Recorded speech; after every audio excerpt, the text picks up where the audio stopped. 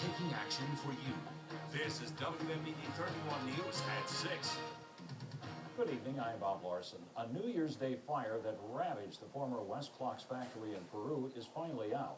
Firefighters worked from noon yesterday till 4 this morning, tackling the final hotspots. That fire broke out shortly after the new year began. It took crews several days and 3 million gallons of water to extinguish the massive blaze.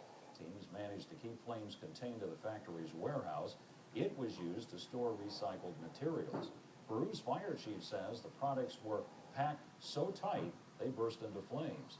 The warehouse is a total loss. The chief says he didn't want to put firefighters at risk, so they worked from the outside in.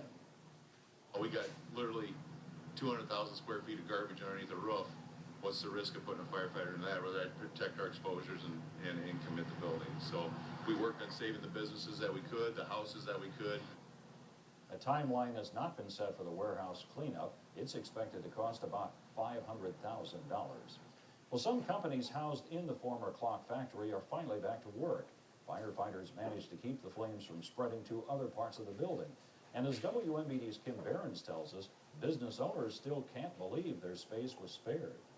Brothers Tim and Mike Turzin have co-owned S&S Tool and Die in the old Wesclox clock factory for more than 20 years. But less than 3 days ago, they thought the time had come for their business to end. Everything you worked for just went up in flames, and as soon as I seen the whole building on fire, I thought it was all gone. But city crews made sure the companies wouldn't be lost in smoke. After a suspenseful 3 days, S&S Tool and Die is back in business. The hard work that they did and putting the fire out in the time frame that they did, because it was always an issue that we're worried about if this ever started on fire, is how are they going to get it out? Now the brothers are eager to get back to work and have brought several employees back on board.